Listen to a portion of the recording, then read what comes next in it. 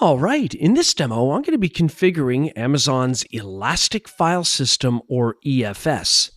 What this really is a variation of cloud-based storage, so it's not the same thing as an S3 bucket. But what it's designed to do is be a file system that you can remotely connect to and mount. So in other words, using the old network file system or NFS protocol that has long been used by Unix and Linux. It can also be used by Windows if you have the right software installed, but allows for the reading and writing of files in the mounted target. So to get started here in the console, I'm going to search for EFS, and I'll choose EFS to go into that management console. Now I don't have any file systems defined yet, so I'll click on the File Systems view on the left. We'll begin by clicking on Create File System. For the name, I'm going to call it Projects. Now I know I've got a number of EC2 instances deployed into my default VPC, and so therefore I'm going to associate my EFS configuration with that same VPC.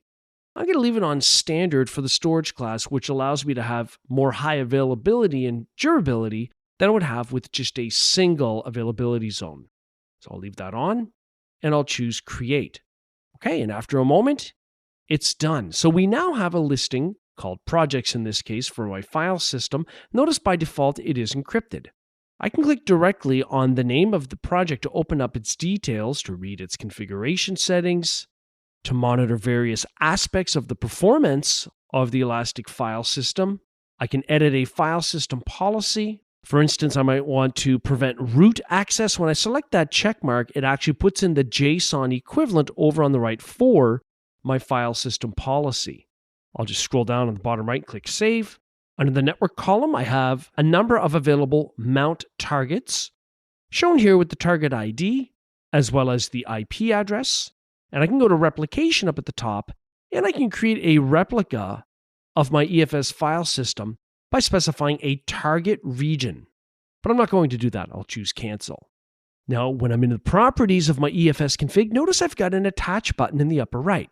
This is important because it contains the instructions on how to make a connection, how to mount the mount target, such as from a Linux host, whether I want to mount using the DNS name or mount via the IP address.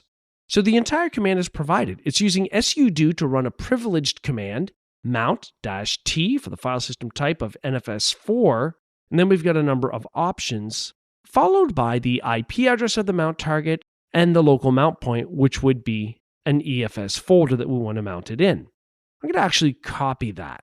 I'm going to use the free putty tool to make a connection to an Amazon Linux EC2 instance I already have running in the AWS cloud. And I'll click Open. So I'll accept that unique fingerprint for that host. I trust it. The default username for Amazon Linux instances is EC2-user. Okay, and I've authenticated with public key authentication. So here in Amazon Linux, if I type pwd for print working directory, it reports that I am in my EC2 user home directory. So I'm going to run make dir, and I'm going to make a directory called EFS.